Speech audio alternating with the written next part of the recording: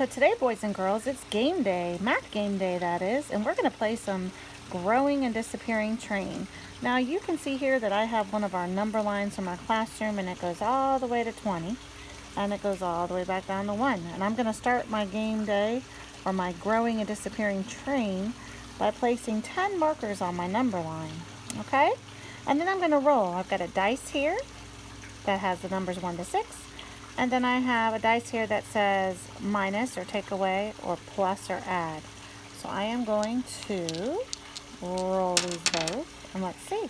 Oh, I got +4. So help me count. I'm going to grow my train. 1, 2, 3, 4. And the object is to see if our train disappears first or if it grows all the way to 20 first. Ah, this time I got take away 5. 1, 2, 3, 4, 5. Now I'm down to 9. All right, let's roll again. Plus 2. 1, 2. I'm at 11. Let's keep rolling. Ooh. Plus 2 more. 1, 2. 11 plus 2 is 13. Let's roll it again. Minus 4. 1, 2, 3, 4. I'm back at 9 again. Wow. All right, let's do some more. Plus 3. 1, 2, 3. Plus 4. 12 plus 4.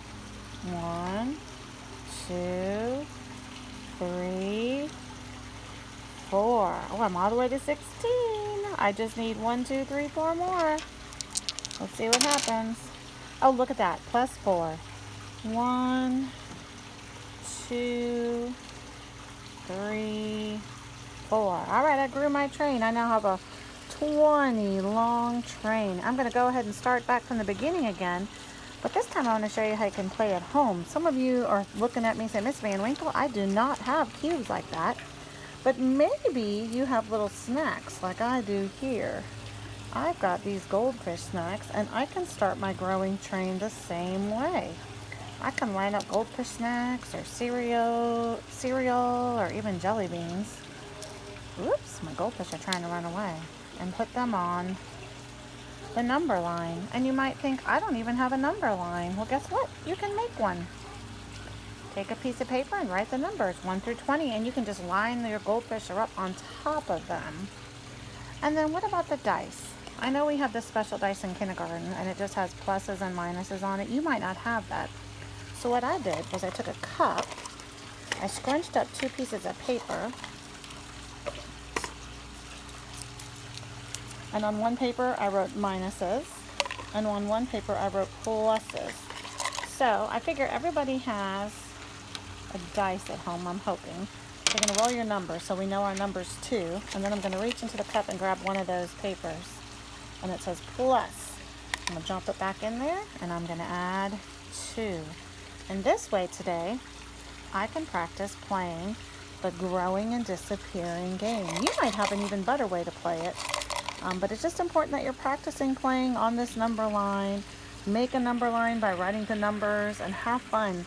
I'd be curious how you're going to make your number lines and how you're going to play the growing and disappearing train. Now, I've got some good news. Mrs. Pedersen sent an email to your parents that has your everyday math code so that you can go onto the Eagle's Nest and you can play growing and disappearing train also on that website like we used to do in computers. So if you'd like to play growing and disappearing train, it is on Everyday Math, and I will send your parents your code. They should have already received them by now, and you can go on there and you can play growing and disappearing train also today. But it's also fun to play with a friend. Now, I asked you guys a question last week, and that question was, what pets do we have at home? What pets do we have at home? So I made a graph for us, and let me fill in where and what kind of pets we have at home.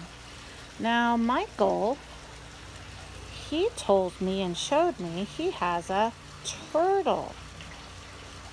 And Tristan, he showed us he had a dog. Rhea, she showed us she had a dog. And Lucas showed us he wanted a dog. Carter, well, he showed us he wanted a Minecraft cat. And Austin, he showed me he had fish and a dog. And I'm going to put him down here by fish, so we have an interesting graph here. Luke, you also showed me you had a dog. And Braden, you showed us you have an adorable cat. Maddie also had a dog. And so does Holden. He has a dog too. Henry showed us his pet fish that he caught. And Henry, I'm going to put you there just because I think that'll make it interesting on our graph. But I know you also have cats and dogs too. And Trey, you sent us a picture of that big dog you have. And Kyle, you sent us a picture of the dog you have. Now Rosalind, you sent us a picture of you with your fish, and I like that picture. And Caitlin, you showed us a picture of your horse. And Izzy, you showed us that you also have a dog. And Lila, I'm wondering, what pet do you have at home? I have a feeling, Lila, that you might have a pet, and if not, there is a simple pet or single pet that you might want. So boys and girls, from looking at this graph, there is definitely one pet that we have the most of, and that is the dog.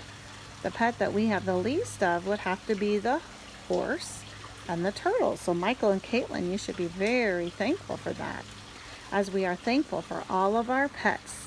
Thanks, boys and girls, for answering the question, and next week, check again. There might be another question for you to look at there. Have fun playing Disappearing and Growing Number Train, and have a great weekend. Talk to you later. Bye-bye.